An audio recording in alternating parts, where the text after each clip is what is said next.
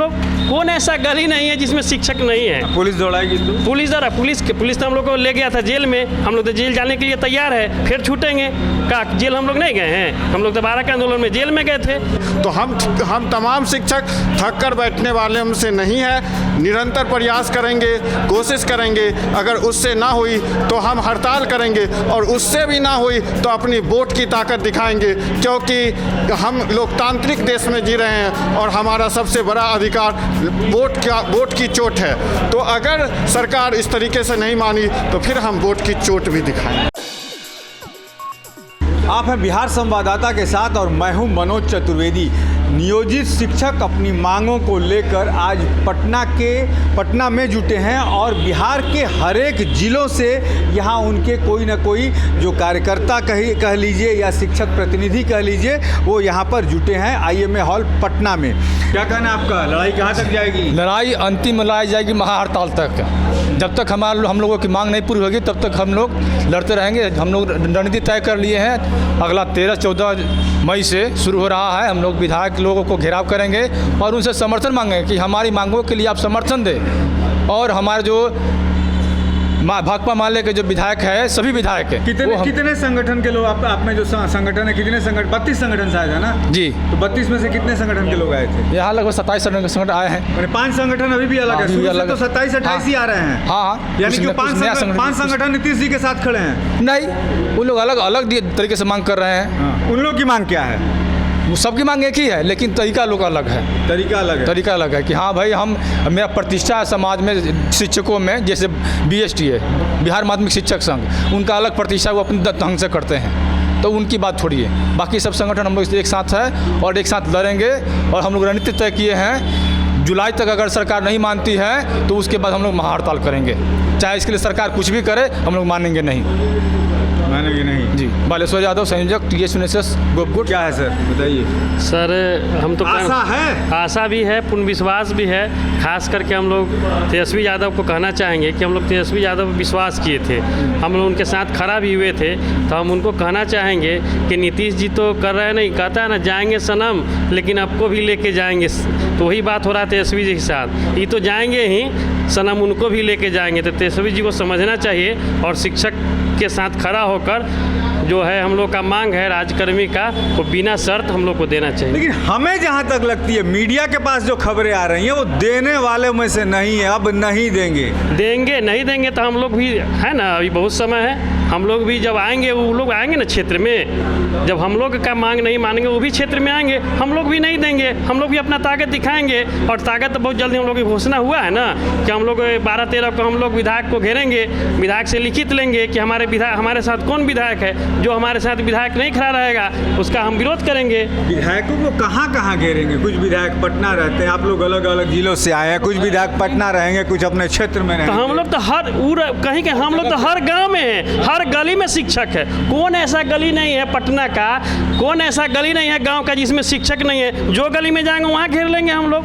कौन ऐसा गली नहीं है जिसमें शिक्षक नहीं है? पुलिस दौड़ाएगी तो? पुलिस तो हम लोग को ले गया था जेल में, हम लोग तो जेल जाने के लिए तैयार है, फिर छूटेंगे का जेल हम लोग नहीं गए हैं, हम लोग तो 12 के आंदोलन में जेल में गए थे।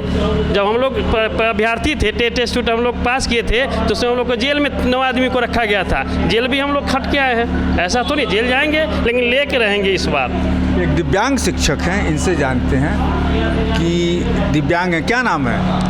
मेरा नाम सज्जाद आलम है। मैं एक शेर के माध्यम से अपनी बात को व्यक्त करना चाहता हूँ। कोई दीवार भी दीवार नहीं बन सकती जब हवाओं के गुजर जाने को जी चाहता है। तो मैं यही कहना चाहता हूँ कि जिस तरीके से हमारे अंदर जज्बा है कि एक ना एक दिन हम दिखा देंगे कि हम उस चीज़ को हासिल कर सकते हैं या नहीं, क्योंकि भारत का इतिहास ही रहा है कि संघर्ष के बल पर ही हर कोई आगे बढ़ता है। तो हम भी संघर्ष कर रहे हैं। ज़रूरी नहीं कि हर संघर्ष में हमें सफलता मिले, लेकिन याद रखिए कि अगर निरंतर संघर्ष चलती रही तो हम ज़रूर सफल होंगे। ये पूर्ण भाव के साथ जब हम आगे बढ़ते हैं तो हम में और आक्रोश आता और शक्ति आती है।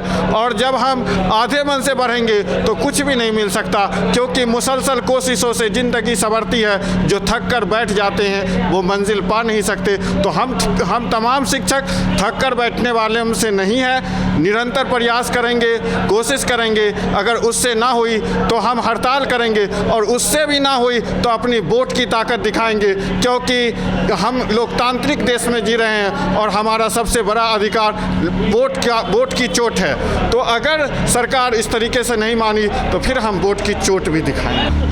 हम लोग शिक्षक संघर्ष मोर्चा के बैनर तले आज हम लोग का महासम्मेलन हुआ है। इस महासम्मेलन के जरिए सरकार को हम बताना चाहते हैं कि आप जिस तरह से तुगलकी फरमान ला रहे हैं, जिस तरह से आपने जो सेवा शर्त लाया, इस तरह को सेवा शर्त को पूरी तरह से शिक्षक संगठन बर्खास्त कर रहा है। इसको जो है सो वापस करने की मांग कर रहा है और इसको वापस लेना ही होगा। आने वाले समय में लगातार हम लोग का आंदोलन जारी रहेगा। जैसे कि बताया गया है कि आने वाले समय में हम लोग विधानसभा के अंदर भी आंदोलन करेंगे और माननीय विधायक के यहाँ भी डेरा डालो घेरा डालो का कार्यक्रम है। उसके बाद तमाम ज़िले के अंदर हमारा कन्वेंशन होगा, और जिसके अंदर तमाम जो शिक्षक के अंदर जो आग जल रहे हैं, ये जो सरकार जो विरोधी नीति लाई है परीक्षा लेने की, परीक्षा एक बड़ा सवाल नहीं है। सवाल है कि 20 साल 25 साल आप शिक्षकों से पढ़वाते हैं और उसके बाद आप बीपीएससी यूपीएससी जैसे एग्जामों की बात करते हैं। लेकिन सरकारों को विचार करना होगा कि एक तरफ वो बीपीएससी यूपीएससी जैसी परीक्षाओं से आयोग से परीक्षा लेना चाहता है, लेकिन वेतन मान देने की बात होती है तो वो जो वेतन है वो चपरासी वाला देता है। तो आप बताइए कि जो लोग बीपीएससी से क्वालिफाई करके आएंगे वो इतने कम वेतन में क्या बेहतर शिक्षा दे पाएंगे? शिक्षा मंत्री कहते हैं कि आप लोगों को नियोजित शिक्षकों को पढ़ाने नहीं आता है। तो बड़ा सवाल है सरकार पे कि सरकार 20 साल से जो इतने अवार्ड पे अवार्ड जीत रही है, लगातार रिजल्टों में सुधार हो रहा है, तो सरकार को ये मान लेना चाहिए कि जो 20 साल के अंदर जिन्होंने बहालियाँ की हैं वो पूरी तरह से अवैध थी। और पूरे बिहार के आम जनता से माफ़ी मांगना चाहिए कि बिहार के जो 20 साल के अंदर जो बच्चे पढ़े हैं उनको जो शिक्षा मिली है वो शिक्षा में पूरी तरह से बिहार सरकार दोषी है, उनको आज ही इस्तीफा दे देना चाहिए। शिक्षक आज पटना के आईएमए हॉल में जुटे और ये माना जा रहा है कि अब गर्मी की छुट्टियां आने वाली हैं और आंदोलन अब बड़ा रूप लेगा। और हो सकता है कि जब कोई आंदोलन बड़ा रूप लेता है तो वो उग्र रूप भी लेता है। अब देखना ये होगा कि ये जो लड़ाई जो है तमाम नेता जो हैं विभिन्न पार्टियों के, इस लड़ाई को रोकने के चक्कर में लगे हैं, पकड़ने के चक्कर में लगे हैं, ताकि यदि शिक्षकों की मांगें पूरी हो जाती हैं तो ये कह सकें अगले चुनाव में कि आपकी लड़ाई, नियोजित शिक्षकों की लड़ाई हमारी पार्टी ने लड़ी थी।